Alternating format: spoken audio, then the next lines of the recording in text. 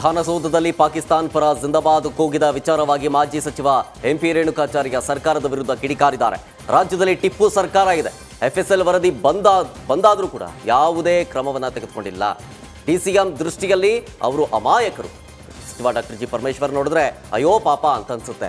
ಮೊದಲು ಅವರು ದಕ್ಷವಾಗಿರಬೇಕು, ತಕ್ಷಣ ಆರೋಪಿಗಳನ್ನು ಬಂಧಿಸಬೇಕು. ರಾಮೇಶ್ವರಂ ಬ್ಲಾಸ್ಟ್ ವಿಚಾರವಾಗಿಯೂ ಕೂಡ ಕ್ರಮ ತೆಗೆದುಕೊಳ್ಳೋದಕ್ಕೆ ಇವರಿಗೆ ಆಗ್ತಾ ಇಲ್ಲ.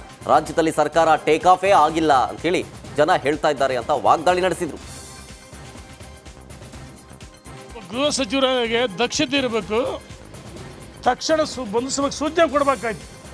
ಎಫ್ಎಸ್ಎಲ್ ವರದಿ ಬರಲಿ ಅಂದರು, ನಿನ್ನೆ ವರದಿ ಬಂದಾಗಿದೆ, ಇನ್ನೂ ಯಾಕೆ ಬಂದಿಲ್ಲ? ಎಷ್ಟು ದಿವಸ ಬೇಕು ನಿಮಗೆ? ವಿಧಾನಸೌಧದಲ್ಲಿ ಈ ಘಟನೆ ನಡೆದರೆ ಅದಕ್ಕೋಸ್ಕರ ಈ ಸರ್ಕಾರ ಇದೆಯಲ್ಲ ಅಂತ ಜನ ಮಾತಾಡ್ತಾರೆ. ಸರ್ಕಾರ ಟೇಕಪ್ ಆಗಿಲ್ಲ.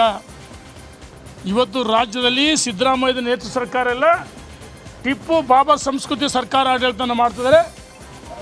ಲೋಕಸಭೆ ಚುನಾವಣೆ ನೋಡಿ, ರಾಮೇಶ್ವರ ಹೋಟೆಲ್ ಏನಾಯಿತು?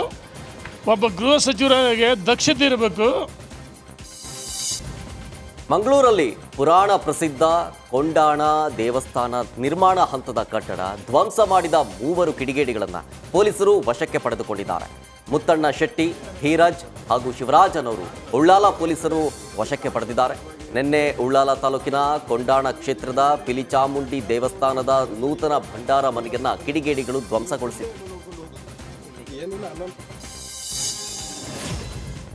ಗೃಹಲಕ್ಷ್ಮಿ ಹಣ ಬಂದಿಲ್ಲ ಅಂತ ಮಹಿಳೆಯರು ಡಿಸಿಎಂ ಡಿಕೆ ಶಿವಕುಮಾರ್ಗೆ ತರಾಟೆಗೆ ತೆಗೆದುಕೊಂಡ ಘಟನೆ ಚಿಕ್ಕಮಗಳೂರಲ್ಲಿ ನಡೆದಿತ್ತು. ನಗರದ ಸುಭಾಷ್ ಚಂದ್ರ ಬೋಸ್ ಆಟದ ಮೈದಾನದಲ್ಲಿ ಸಮಾವೇಶವನ್ನ ಆಯೋಜಿಸಲಾಗಿತ್ತು. ಈ ವೇಳೆ ಗ್ಯಾರಂಟಿ ಬಗ್ಗೆ ಡಿಕೆ ಶಿವಕುಮಾರ್ ಭಾಷಣ ಮಾಡುವಾಗ ಮಹಿಳೆಯರು ನಮಗೆ ಗೃಹಲಕ್ಷ್ಮಿ ಹಣವೇ ಬಂದಿಲ್ಲ ಅಂತ ಹೇಳಿದ್ದಾರೆ.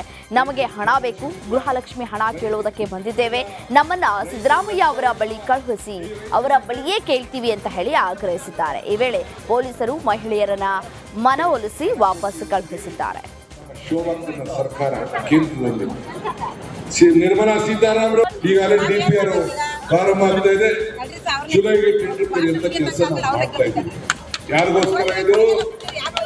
ರೈತನ ಸಂಬಳ ಇಲ್ಲ, ರೈತನ ಪ್ರಮೋಷನ್ ಇಲ್ಲ, ರೈತನ ಪೆನ್ಷನ್ ಇಲ್ಲ.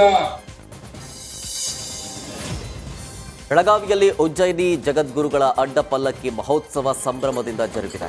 ಸವದತ್ತಿ ತಾಲೂಕಿನ ಸತ್ತಿಗೇರಿ ಗ್ರಾಮದಲ್ಲಿ ಜಗದ್ಗುರು ಸಿದ್ಧಲಿಂಗ ರಾಜ ದೇಶಿಕೇಂದ್ರ ಶಿವಾಚಾರ್ಯ ಭಗವತ್ಪಾದರ ಅಡ್ಡ ಪಲ್ಲಕ್ಕಿ ಉತ್ಸವ ನಡೆದಿದೆ.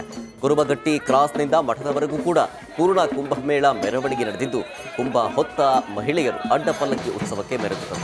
ರಸ್ತೆಯುದ್ದಕ್ಕೂ ಕರಡಿ ಮಜಲು, ಜಗ್ಗಲಗಿ ಮೇಳ, ಮಹಿಳಾ ಡೊಳ್ಳು ಕುಣಿತ, ಕುದುರೆ ಸಾರೋಟು, ಬೀರಗಾಸೆ, ಗೊಂಬೆ ಕುಣಿತ ನೋಡುಗರ ಗಮನ ಸೆಳೆದರು.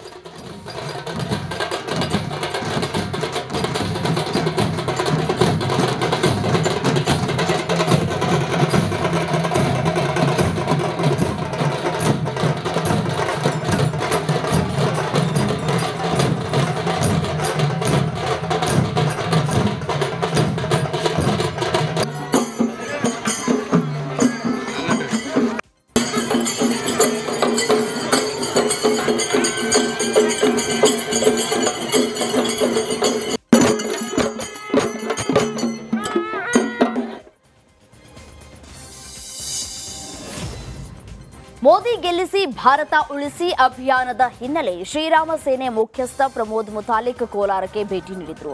ಕಾರ್ಯಕ್ರಮಕ್ಕೂ ಮೊದಲು ಕೀಲುಕೋಟೆ ಆಂಜನೇಯ ದೇವಾಲಯಕ್ಕೆ ಭೇಟಿ ನೀಡಿ ಶಿಥಿಲಾವಸ್ಥೆಯಲ್ಲಿ ಇರುವಂತಹ ದೇವಸ್ಥಾನವನ್ನು ಕಂಡು ಪುನರ್ಜೀವನಗೊಳಿಸುವಂತಹ ಆಗ್ರಹಿಸಿದ್ರು.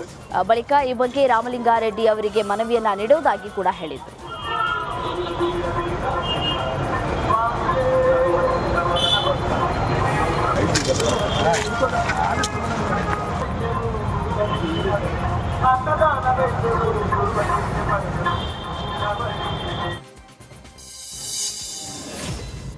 ವಿಜಯನಗರದ ಹೊಸಪೇಟೆಯಲ್ಲಿ ಬಸ್ಗಳಿಲ್ಲದೆ ಜನ ಪರದಾಡಿದ್ದಾರೆ.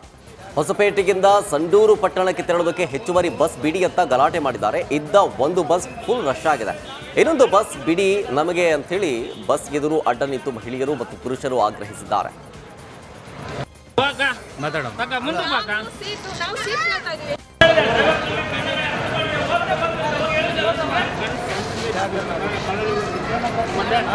ಮೂವತ್ತು